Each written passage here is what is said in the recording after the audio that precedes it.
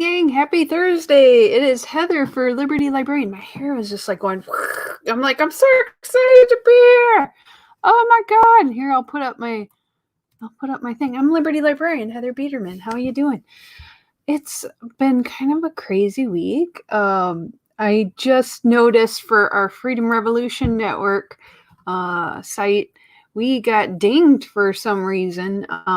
We have a lot of great shows, a lot of great content, and I'm really bummed that our YouTube is down this week. It was dinged for one of the shows was dinged for, it looked like it was bullying because we had something on the George Floyd, and I don't know if we were bullying police officers or what, but something about that. Someone made a complaint. And then the other one was, what was it? Oh, medical misinformation. And it wasn't any of my shows, but it doesn't matter. It's the other show was talking about vaccines and how, let me tell you, and I'll talk about this a little bit more, things with the perception of the vaccines has changed, and what the government and CDC has told us has changed. And it was a discussion, talking about some of the lies and the truths, and it's constantly evolving. So it goes to show that you can have lots of different thoughts and ideas on a show, and if it doesn't fit into that little peg, they may consider you an outlier, and you get canceled by YouTube, or Facebook, or whatever social media. And I think it's a problem. It's censorship, and as Liberty Librarian, I'm totally against censorship. I think it is a horrific thing that is growing and growing, and it's creating a atmosphere of double think, like 1984. We're living in 1984 in the book. And I don't want to be in an Orwellian dystopia, honestly. And it seems like we're getting more and more into that. So today, we're going to talk a little bit about that in the second half with my intellectual freedom news. I got some stuff that kind of ties into it. And I also have, we're going to talk about reboots, reimaginings, and reruns for the summer. It's every summer since the beginning of time, I've had a love affair with TV, because I hate super hot weather. It's 90. Oh, I should look and see what temperature. It's 99 degrees here in Mankato, Minnesota, and it's too freaking hot. Blah. I have air conditioning, thank goodness.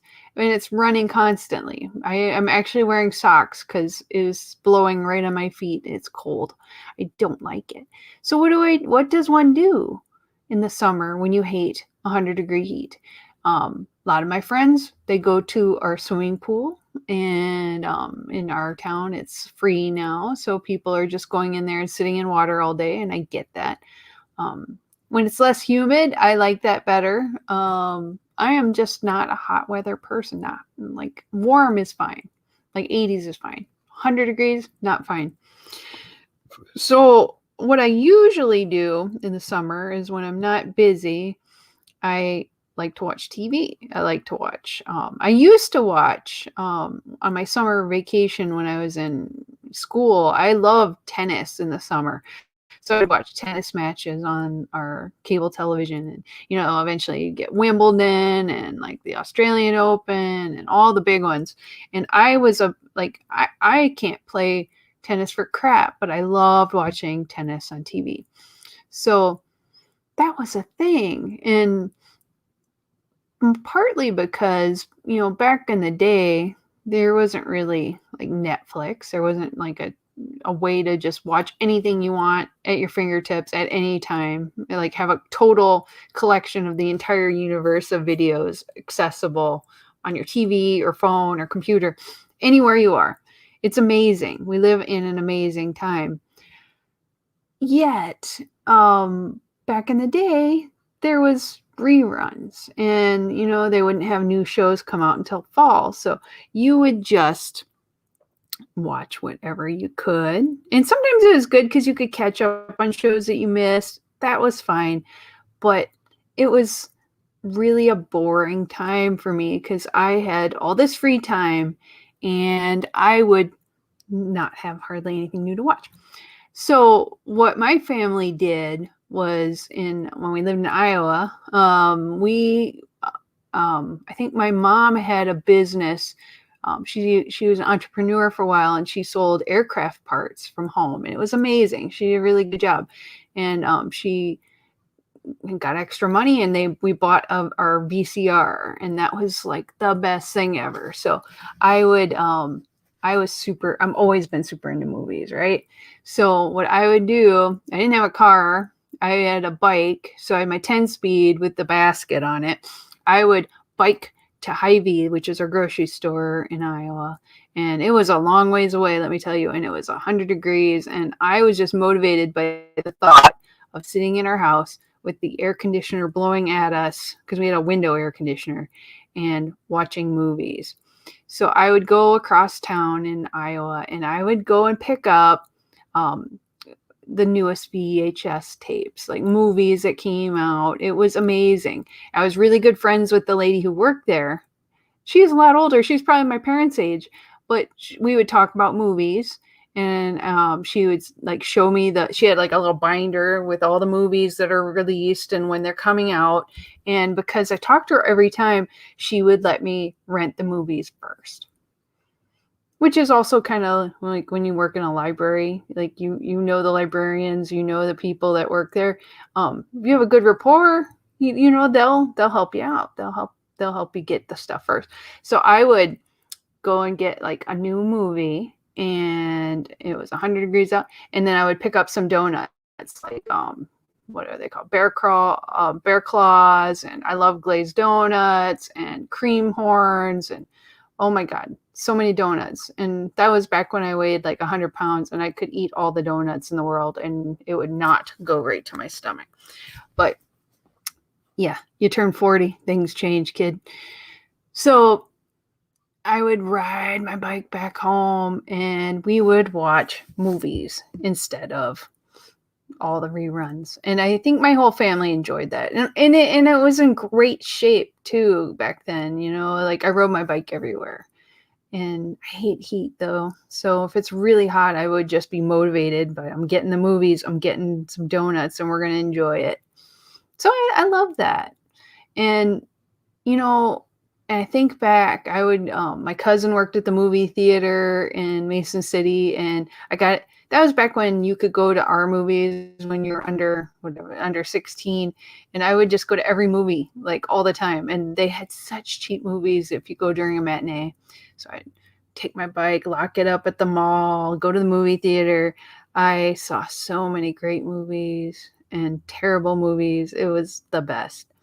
So I had a really good childhood growing up, and the things that were reruns to me back in the day were like Gilligan's Island, and my mom was super into Perry Mason, so all these black and white TV shows, and or from the 60s. And I grew up in the 80s, and it was a really kind of a weird time for television. I mean, like they had like Misfits of Science, and I'm just like thinking like all these shows that were like Miami Vice, and like all these cop shows that my parents watched. I wasn't really into cop shows, like Growing Pains. I love sitcoms like Family Ties, that kind of stuff.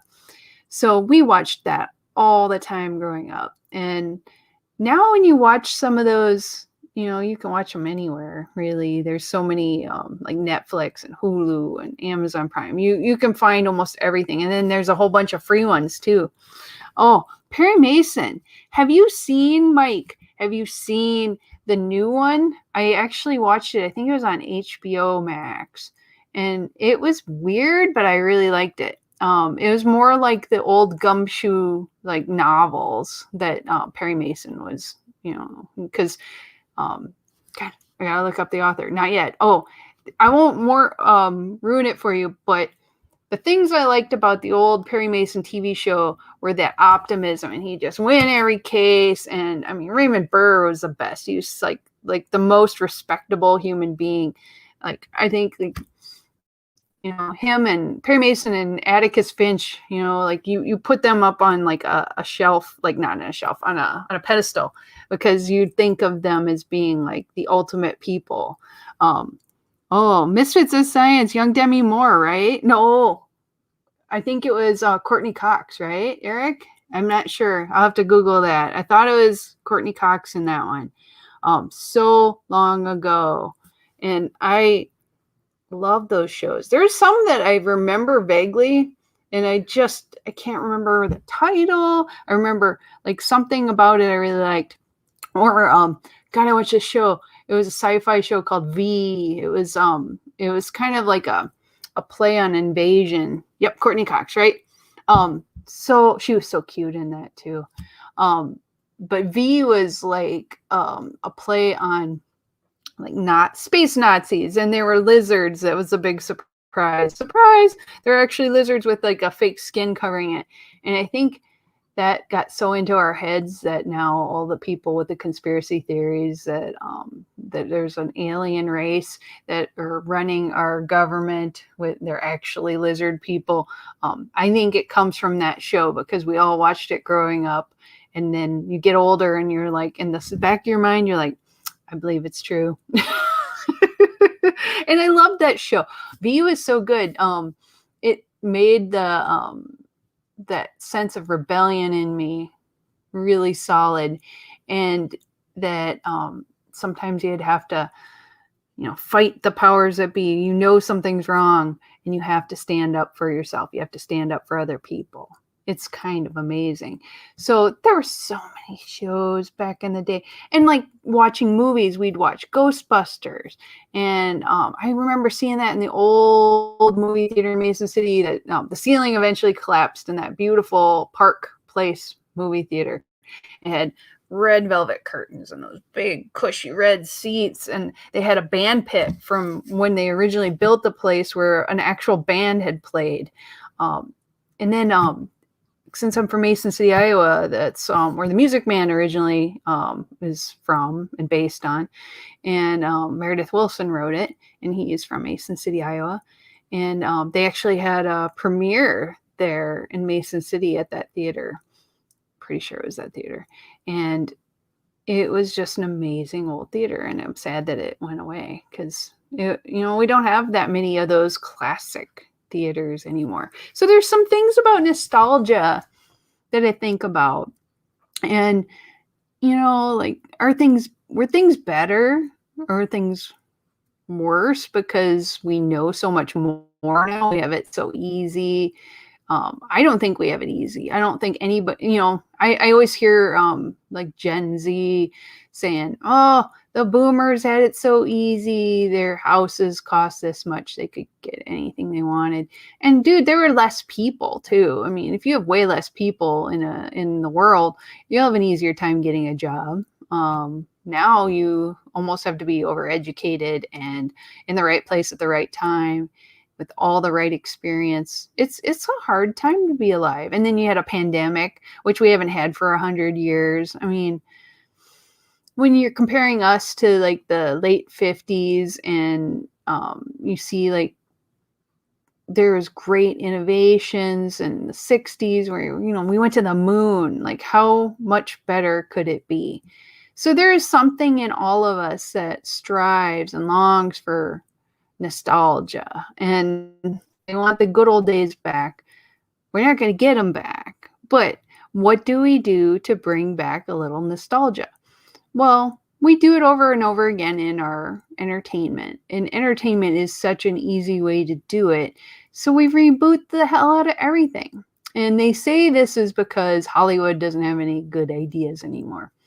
And I think that's not true. I think there are a lot of great ideas. If you look to books, you can see great story ideas out there. There's so many untold stories that could be made into movies or TV shows that would be amazing. But the bigger problem is it's business. Oops, I just saw Eric talking about V, which it stopped me for a second. The Day the Earth Stood Still, but with a dark twist. Oh man, I love the original Day the Earth Stood Still. If people haven't seen it, that's one of my all-time favorite movies. The alien comes and like tries to get us to be peaceful so they can give us this great knowledge, and we screw it up the whole way, as we do. Humans are really good at that. Like we get a great opportunity. Oh, you can have all the knowledge in the world. You just got to stop fighting. No. No fighting. There are themes of good and evil, and if you look at epic quests and Joseph Campbell and the hero's quest and the journey that we all go through, there's a theme in almost every show where you have to identify these characteristics. A character who's fighting a great battle, who's trying to overcome great odds, trying to build change in themselves so they can make the world better or themselves better or solve a problem, and they look like they're going to win and they almost lose, but then they work together with their friends and community or whatever, and they win. And people love to see winning. Not every story has to have a winner. Some of the best stories are on losing and trying to figure out what to do next. I like that, overcoming those odds. So it doesn't all have to be happy, good feeling stuff. But people like that good feeling. They want to, like when you went to the movie theater and you first saw Ghostbusters and you're like, I want that feeling again and again. Movie theaters and production companies that make movies and are all businesses. They want to make lots of money, and they are going to cash in on your nostalgia needs by making that same movie over and over again. And then they will somehow not do it right. The problem is they're picking movies that we love too much to reboot. It's really hard to do like Indiana Jones, Raiders of the Lost Ark, better than the original Raiders of the Lost Ark, when you aren't going to spend as much money, have real effects, have a Harrison Ford type actor, and like an epic director like Steven Spielberg. The odds of you doing as well is way out there. And people have high expectations. It would be better if you picked a really crappy movie and then did it better. Like I think of Howard the Duck. Has like cool source material, like the comics are neat. They just made it really creepy and weird and kind of odd, and the timing wasn't right. Now would be a great time to do Howard the Duck, because no one has good expectations for it. Even if you do it slightly better, you have better cast. You have better. They had a really good cast too. Honestly, everything went wrong. It's the wrong time for it. They do it now. They could make it amazing. Make it R-rated. Make it amazing. But people, they focus too much on sure things. They think it's a sure thing. Like they did, they're redoing Highlander. There could be only one, what's his name? Oh, Andy would be so mad if I didn't remember his name. French guy. Who was the original Highlander? Well, I'm going to look it up right now. Oh, it's Christopher Lambert. And then they had a TV series, Adrian Paul. I remember those. I liked it a lot. It was a really good idea. They did a couple movies. The first one was the best one, obviously. But, you had Sean Connery in it. And he was just campy as hell and amazing. Everyone loved him. And you got, what's his name? The Kurgan guy, who's a great actor, too. Bad guy in it. He is Clancy Brown as the Kurgan, and he was amazing. Oh my God. Oh, I'm looking at all the actors. Everyone got old. Oh my God. Right. The Highlander TV series. Yes. And then Namor into the next Black Panther. Are they really cool? And then Black Panther, they want to do a second episode, but Chadwick Boseman died from cancer, and so they were trying to think of a thoughtful way to bring it back, but they love the money of it because they made so much money and people loved that series. It is a great comic book series. I remember my brother, who was a big, huge comic book obsessed person, who got me into comics, not quite as to his level, but he would always say his favorite series was Black Panther. So, like, there is a need for it, but Highlander, Superman Henry Cavill, they're looking at, I think he's going to be the one that is, the Highlander. Now, is it going to be a total reboot of the same series, or is he going to be a new character? I'm kind of hoping for a new character. Reimagining versus reboot makes me a lot happier. They've kind of beat the dead horse with reboots on things like Spider-Man. They did a reboot for Ghostbusters with all women, which I thought was a kind of neat idea, but it was badly executed and people didn't like it. And now they're going to have a Ghostbusters this summer with, what's his name? The Ant-Man guy. Paul. I can't remember his last name. Oh, yeah. Ooh, Namor. That would be really cool. I'm going to have to look at that article later. The Green Rant is a good website. I look at that a lot for some of my gossip and news from the interwebs about shows that I want to see. So there's a lot going on. And then, like, just in the real world, there's like, in the 90s, Ben Affleck and Jennifer Lopez dated each other, and then they broke up. He got married to Jennifer Garner. She, I think, got married to, God, what's his name? South American rock, like pop star, had kids, and like was almost married to another guy. They broke up, and now Bennifer is back. I mean, like, people love that feel good, like, oh, I remember that. They were so good together, and they get back together, and people are like, yay. But it's not for you. It's for them. I hope it's not that. I hope it's not just a media stunt, because how annoying would that be? I mean, sounds like she's moving to Los Angeles to be with him. So, yeah. So reboots and reimaginings. There are so many shows. Like, what else was there besides Highlander? There was, I'm just thinking about, like, they said there's going to be a Gossip Girl reboot. Like, we needed that. Let's see, Powerpuff Girls. There's that reboot. And it's like a live action one that nobody wanted. Rugrats. There's a TV reboot. There's Mortal Kombat. We just saw that reboot this summer. Actually, I thought they did an okay job with it because it was dumb anyway, but they made it fun and really gory. So if they had a better budget and not a really boring main actor, that actor is actually really good. They gave him nothing to do. Mortal Kombat was actually pretty fun, but a lot of times they fail when they do the reboots. And it seems like over and over again. And I don't know anything about iCarly, so I'm like, nah. There's just so many series that they want to reboot. Like the 4400. I never watched that. Like, why do you have to? It just like came out like within the last 10 years. Masters of the Universe Revelation. Kevin Smith is going to be doing a Netflix reboot release. Don't know why. They hopefully he didn't screw it up too bad. He really wants to get involved with comics more, but I just think everything he touches with comics gets he can't quite go all the way with it. So maybe this is his chance. Who knows? There's just so many, right? I'm looking through the list, seeing if anything else pops out at me, because I love the idea of reboots, but I always Blade. You remember that one? Marvel's redoing Blade. Wesley Snipes was the original.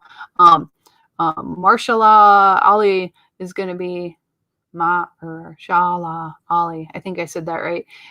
He's going to be the new Blade, and he is an amazing actor. He was in that Kevin Spacey White House. What is that called? Oh God, it's been so long. He was really good in it, and he was in True Detective too. This third season was okay. He's a great actor. He would be good. So I mean, there's just so many. I'm looking through, going, oh my God, make it stop. There's the game reboot. They're rebooting classic game shows like Password. I mean, dude, it never ends. There's so many reboots. So Hollywood, what do you think? Should we keep doing reboots? Is there a good reason for it? And I often feel like the nostalgia is the main reason, because we like that feeling good. We want it to be safe. We want everything to work out right, but it doesn't always work out right. We want it to be like the old days. We want the shows that made you excited. However, like sometimes I've gone back and go, they should have redone the Dungeon Dragons like comic book series that was on Saturday morning cartoons. And I watched it again and I was like, this is the dumbest show. Because when I liked it, I was 8 and now I'm in my 40s and it is not fun at all. So if they do reboot stuff, like dumb stuff like that, I hope they don't make it as dumb if they're gonna be like saying, oh, you loved this when you're 8 and now you're 40, so we're gonna bring it back. Think about your audience. Make it for them. Don't maybe make it like a G-rated or PG-rated version, but geez, make it so families can watch it together, and then when you actually have to watch the dumb original, you're like, oh my God, this is so much better than the original. And that's the best you can hope for, right? So that's what I'm going to be doing. Like just yesterday, I watched the new Loki show on Disney Plus. No spoilers, but it was really pretty fun. They answered some questions and they left some wide open that I am like, what? Because anything with time travel, it bugs the hell out of me. Like, you guys are going to mess this up, and they already have some of it messed up, and the explanation didn't make sense, but I'm going with it because I love Tom Hiddleston as Loki. He's great. He has like moments where his tears gets in his eyes and I'm like, oh, I'm going to cry too. You are so awesome. So he is a great actor. Totally worth watching it. Husband watched it with me. He said he thought WandaVision would start off good, didn't like the ending. He didn't like the preachiness of the Falcon and the Winter Soldier series. I just love the actors in it. I think they're really cool. But yes, I think he was right. It was really preachy. And this show, he's like, it's too soon to tell, but he's intrigued. So if you're looking for something to watch this summer that isn't a rerun, that would be a good one. And if you need reruns, like just go on Netflix or Hulu and just randomly pick. I'm watching one of my guilty pleasure shows is The Legends of Tomorrow, which is a dumb show, but they have Constantine on it, and I love that character so much that I don't care. And this last episode was pretty much all Constantine, and I love that. They need to just give him his own show so I can stop watching Legends of Tomorrow because I'm starting to get sick of it. But I love Constantine. Oh, did you ever see that show on NBC? The original show is really good. And now that's another reboot. They're looking at actually a restart. They're talking about having Keanu Reeves come back to do a new Constantine movie later. And so we'll have to see. I'm not sure how that's going to go. Castlevania. I know. Like, I watched the first part of Castlevania. I haven't finished the series, but it is really pretty good. There's a lot of good stuff out there. I'm always looking for recommendations too. That's one on my list. I tried to get into the what is it? The Bad Batch on the Disney Plus. It's a Star Wars continuation of the Clone Wars. I'm just not really that into it. I think it's really well done. I love the animation style. It's just the story is like at that level where it's obviously targeted to little kids. Oh yeah, that's probably why. Because I'm like, as you know, I'm in classes right now. I haven't had a lot of time to watch shows, but when I do, I'm so happy to get to watch them. So that's my plan. Is I get done with classes. I have kind of a gap between the beginning of August and like 2 weeks before my classes start. So I'm going to watch like a ton of TV and just lay there and go, TV, yay. So anyway, that's all I got to say about that. In the good news section, I found out this week that Liberty Librarian on the Facebook page got 800 followers. Like, what? Yeah. So like later, I think today or tomorrow, I'm going to post a thank you for that. Thank you. If you're just starting to watch this show, I love you guys. And that makes me so pleased that we have so many people that are joining us. It is great. You can hear me go blah, blah, blah, blah, blah, forever and ever. I love talking, obviously. So yeah. And I can't imagine, like, people are like, how did you do it? I just keep doing it. I just keep doing the show. You invite people every so often, and they check out your show and they're like, oh, I like it. Like, what? Yay! So I never thought this would be more than like just me probably talking like a journal, and it's kind of fun, right? I keep doing it. So we'll see. We'll see how it goes. We'll keep going. It's going to get hard next year. I'm just telling you, with classes and stuff. It's going to be, I might have to switch times a little bit. It's going to be hard, but I'm going to keep doing it. So as long as I do it whenever, you guys can always watch it on the replay, and that's always good. I don't mind, but I do love the comments. That's my favoriteest part, that somebody's talking to me while I'm doing it. So anyway, I wanted to go back to what we talked about at the very beginning of the show, that Freedom Revolution Network is having some issues with censorship from like YouTube and sometimes other sites like Facebook. We've had, and it's usually not my show. I'm really cautious about using copyrighted material. Every once in a while I like to show a clip, but you can get away with just a little bit with commentary and lower quality. I like to do it picture within a picture, so it's not as obvious that, like I'm not trying to resell it. I'm talking about it. I'm doing commentary, but still every once in a while you get flagged. Like I think I got flagged for the 5-2 Diet Michael Mosley, showing just a clip of their show, and they made me like mute it out. And that's fine. I get it. There's always that risk. And the minute they ask you to mute it, you just do it. It's a bummer.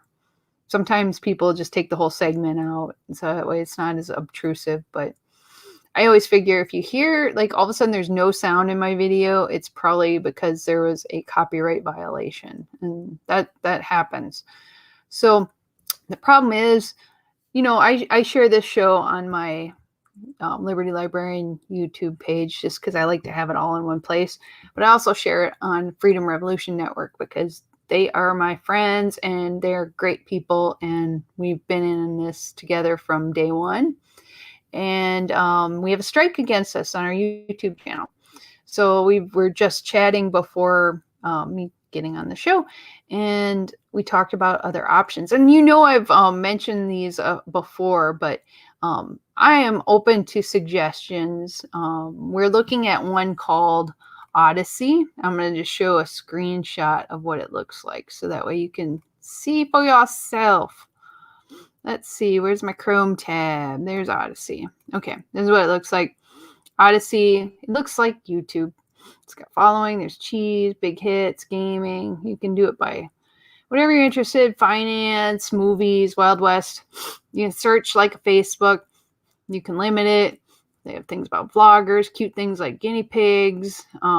They got people found message in a bottle. And the nice thing is that these sites haven't censored people yet.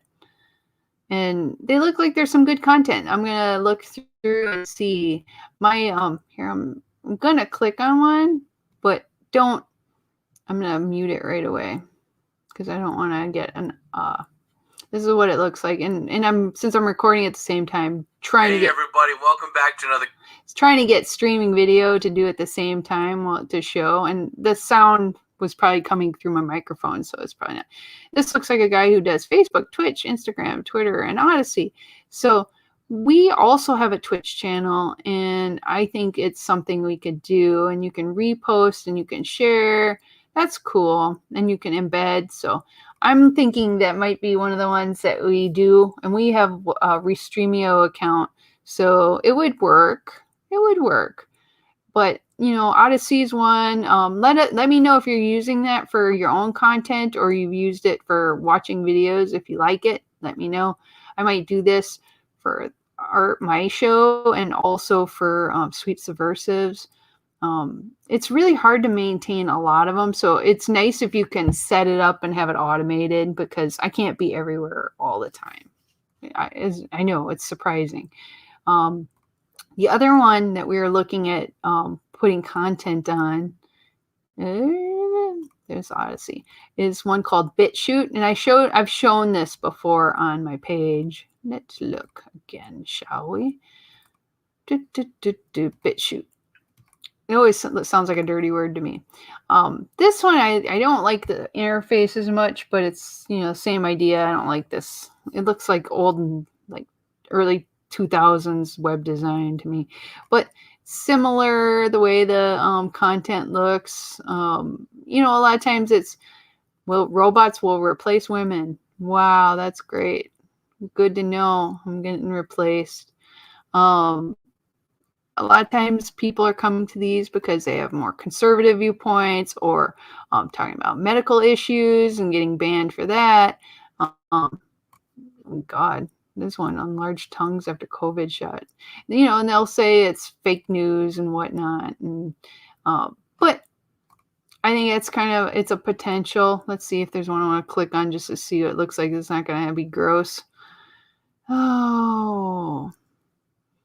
I'm not doing the phallic one, that's for sure. Let's click on Biden and see how bad it is. Okay. So here's the video loading. There he is, and I mute him. You can watch it. You can make it bigger for your screen. You can share it. Looks like Facebook, Twitter, Reddit, Gab. I don't use Gab. And you can do clipboard so you can share it wherever.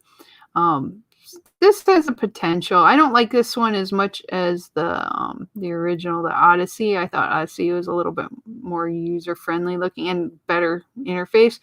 But they have comments and everything, and looks like you pay them to help them grow. So what do you think? Should Freedom Revolution Network move to a new interface? Should I add more interface for Sweet Subversives? I think it might be something to think about because stuff has gotten pretty shady lately. And it's gotten worse and worse. So many sites. We've never really had a big violation before. We've been going for years and years. Freedom Revolution and Freedomizer before that. We've never had big things where we got a strike against us now. It's our first strike. And I think it's 3 strikes and then they close down your whole channel. And it's bullshit. It's utter bullshit. And I don't know if it's bots or what's causing it, but what I'm going to recommend we do is you can, it's like you're in court. You basically have your content pulled down until you basically tell them this is why this should be brought back.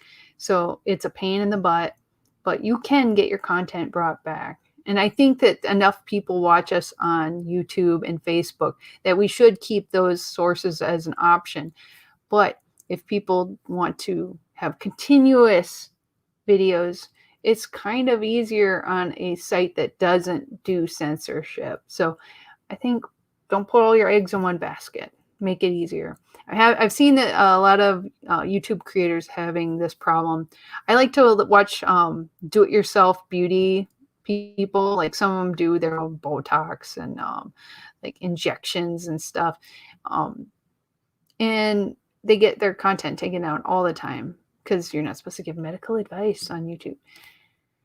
I get it, but the censorship is over the top. And a lot of times these people are just showing, this is what I do to myself. Don't do it to yourself. They even say it in their videos. Wow. People are still going to do it because they saw it. Now you're just going to have people have to figure out where to go elsewhere on the internet, and then they're going to figure it out there. So eventually as a business model, you're going to lose all these people. Or you just stop censoring everything and put it under adult content. You have to be over 18 to look at it, and then say good enough. I just don't understand why they have to protect us from ideas all the time. It's bunk. We're right out of time. So anyway, those are the ones that we're looking at, BitChute and Odyssey. Let me know what you think, if it's worth switching to one of those. As for news, where was that? I already talked about the Highlander one. I'm going to close that. Close you. One of the ones that we like to talk about is data privacy. And this last week, I've had a bunch of friends on Facebook post about an AI-powered app that turns photos into cartoons, and it's exploding in popularity. And I'm very nervous about it. This article that I found was on a website called Petapixel that talks about the new AI app that I'm going to show you just now. Okay, so what it is it looks like this. You put your picture in, and it makes it animated. You look like a Disney princess or whatever, and it's really cute. I've had a few friends on Facebook do their kids and their, themselves, and there's different like filters, and it looks really cute. So it's on iOS and Android. It's called Voila, Voila, Voila. It's AI artist cartoon photo app. Now, it's by a company called reimagine.ai, and anything with AI makes me nervous. Why is that? Because they're pulling from their computers, they're pulling from all your data, and they are using and the idea was that free app allows users to upload photos of themselves. So I think what they're doing is, under the guise of an app, they're using it to mine your facial recognition. And in return, they give you a cartoon version of yourself that looks really darn cool. But I think that's how they're funding it. And in the news right now, they're looking at making it so Amazon can't use a lot of these AI face recognition softwares, because police officers are using it to track down people, to put people in jail who were protesting. I mean, there's a lot of reasons not to, because AI often has a problem with people of color and their skin, and making it so they say, oh, this person is obviously this serial killer, when they're not, and we should get them right now and kill them or throw them in jail or something. And it seems like I'm being glib, but they are not questioning the technology enough to go, is this right that we're using this to entrap people? What about privacy? What about that? And they're like, no, Big Brother's watching. So here's my feeling. Voila, while it looks amazing, and I kind of still want like to see what I would look like as a cartoon character, because I feel like I am in real life, you shouldn't do it. And they talk about in this article that there's so many people who just started using it. It's in Google Play, and it's in the photo and video and the Apple App Store. It's huge. And this article was from, I think, last week. No, this is actually from today. But this has been only up for a little while, and I know so many people are already doing it. And I want to tell them that this AI algorithm, it's a little bit dangerous. What are they getting from it? They're getting your face. And you always have to be careful with apps too, especially if you give them access to your social media to share it. Are they pulling any information from your social media in exchange for that? So be very careful. I mean, these look amazing, don't they? They look really cool. I love it. His eyes look amazing. And I kind of think it's really well done. You don't even need animators. You can just shoot things on video and then animate over it. Oh my God, we live in the future. But it is not really free from what I've read. They said that the free features are notably limited and bound to quickly frustrate users.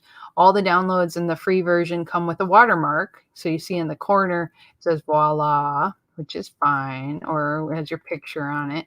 You could crop it, you could do that, but there's always several ads.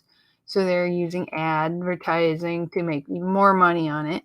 And the intrusive advertising and slowed processing, so it slows your phone down, is designed to push users to the paid option because they want to annoy you into buying it. And it's not that you just buy this app once and you're done with it, because that would be kind of awesome then, right? No, they instead of that, the Pro is a subscription. So you get to test it on a 3-day trial, which is really not much to do. It promises to remove the watermarks and ads, as well as increase the speed of image processing. And the app cannot be purchased outright, only offered on a subscription basis. And the weekly rate is weekly, by week is $3, and the monthly is $6, and an annual subscription is $30. So despite the high cost and the obstructive free version, the relatively quick cartoonification of photos is super popular right now, and it's showed in all the rankings, and I've seen it everywhere on my Facebook. Be careful. I think I've read that a few people had a hard time canceling it. So be careful if you try it. Be very sure that you know what you read, that the terms, and you make sure that you understand what it's getting from you. It's dangerous, right? Just be careful. Just want you, I'm watching out for you, you know, that's the way it goes. And I saw in the news that in the MIT technology review that this is a big news thing right now. We could see federal regulation on face recognition as early as this week. So I haven't seen an update on it, but they said that 40 advocacy groups sent an open letter demanding permanent ban on the use of Amazon's facial recognition software called Recognition with a K by the U.S. police. The letter was addressed to Jeff Bezos and Andy Jassy, the company's current and incoming CEOs, just weeks before Amazon's year-long moratorium on sales to law enforcement was set to expire. So they're asking that please don't give this technology to the police. Please don't let them use these tools that we all use against us. And I'm very hopeful that this isn't. This last year has been pivotal for face recognition, has many false arrests based on technology, and the bans on it put in place by almost 24 cities and 7 states across the United States. But there's momentum is shifting. Like police departments across the country are mad for facial recognition software. And they are looking at technology in new ways as ways to narrow down and basically entrap people into crimes that they think they've committed. So please don't use that. We ask. So the ALCU tested Amazon's recognition software in 2018 and found that it misidentified 28 members of Congress as criminals, an error disproportionately affecting people of color. The organization wrote its own open letter to Amazon. So I see that what happens with Amazon hopefully will start to trickle into other data companies, because if they're not going to use Amazon, the police really want to use it, they're going to go to other places. And I worry that apps that do facial recognition mining are going to be the next. They'll be selling that data to companies that are more willing to work with the police departments. And there are a lot of them out there that do. So the Facial Recognition and Biometric Technology Moratorium Act calls for banning use of software by any federal entities and withholding federal grant money from any state and local authorities that do not enact their own moratorium. It was proposed by 4 Democratic members of Congress and introduced to the Senate last year. The George Floyd Justice and Policing Act would prevent the use of facial recognition in body cameras. The bill has already passed in the House and is expected to reach the Senate in this week. President Biden has asked that the bill be passed ahead of the anniversary of George Floyd's death, which was May 25th. And the Fourth Amendment is Not for Sale Act, a bipartisan bill introduced by 18 senators, limits government from working with technology providers that break the terms of service. So in practice, it would largely prevent government access to systems that engage in web scraping, such as Clearview AI, and what I am worried that these fun apps are adding to. So just think about that. There are a lot of laws that are coming up that are trying to make this less dangerous, but people are just more radical now, they say, and the police departments want to protect themselves by using facial recognition. At the point where the police have said is they want it to be 99% accurate on people of all races and skin tones, but I think they should just not use it. It's a biased policing system that you know how it is when you get tagged for a Facebook post that you're like, it has nothing to do with it, because the bots, they're like, oh, you obviously are doing misinformation. I'm like, no, this actually came from the New York Times. It is not misinformation. No, it's misinformation. When you don't have humans looking at things, you have mistakes happen all the time. So I worry. I totally worry. Oh, and then the last, oh man, I had so many articles. I just talked and talked. They had a really cool article in the Washington Post about UFO saga, you know, with all the governments, like military agencies have been showing UFOs and unidentified creatures in the last year. You've seen it nonstop, right? You're seeing it. I should do another UFO show sometime. I could talk about this forever. Actually, I'm probably going to save this for another episode, because this could just be like a whole episode. This great article in the Washington Post, I'm actually going to save this, talks about UFO saga shows what happens when conspiracies and reality collide. And this is what I mean, is that sometimes the truth sounds like fake news. We need to be able to talk about things and either disprove or prove it. But I think not getting to talk about the issues is the biggest problem of all. And that's it. I think I'm going to stop at that point. I had one that was in the Atlantic. It's about the porn crisis that isn't. Sex work is work, right?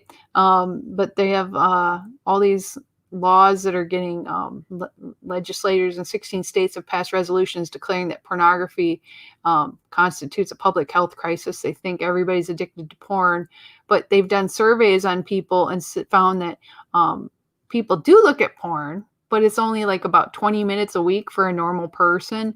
And those that look at it far more are usually like preteen or teen boys, and they get jobs eventually and they don't have time to do that, or girlfriends, and then they don't have time for all of that. It's a small percentage of addictive personality people who are addicted to porn, but the government is thinking that they're jumping on this anti-obscenity. There's like the National Center on Sexual Exploitation.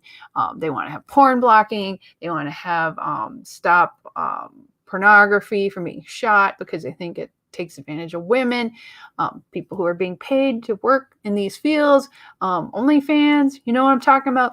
I am not judging, but I think that the problem is made up. And there are individuals who get addicted to porn and they have a problem, just like you can get addicted to food, you can get addicted to drugs, you can get addicted. If you have addictive personality, you can get addicted to anything. Some things are just so fun and good. And I'm just going to say porn, not the best. It all seems the same. You could probably have the same video and it's all the same to me. But it's not up to me. I mean, like, if you're grossed out by something doesn't mean everyone else can't do it. Whatever. Do it. Anyway, so check that out if you want to know more. The Atlantic has a really good article that came out by a person named Olga Kazan, The Porn Crisis That Isn't. And they talk about how our country has overthought this and they're pushing legislation through that nobody wants. Nobody thinks we should get rid of porn. So on that note, we're almost out of time. I love getting to hang out with you guys every week. And I'm just so thrilled that you came here. And if you have ideas about where Freedom Revolution Network should be showing, sharing their show so it doesn't get censored, send it to us on the Freedom Revolution Network Facebook page, especially. We look at that all the time. Comment on my show. Let me know and I'll let them know. I just think we need to figure this out. And thank you to the 800 followers for Liberty Librarian on Facebook. I love you guys. You are the best. You're why I keep doing this. And we will see you next week. And oh my gosh, I can't believe I just talked for an hour. That's crazy. Have a great week, guys. See you later.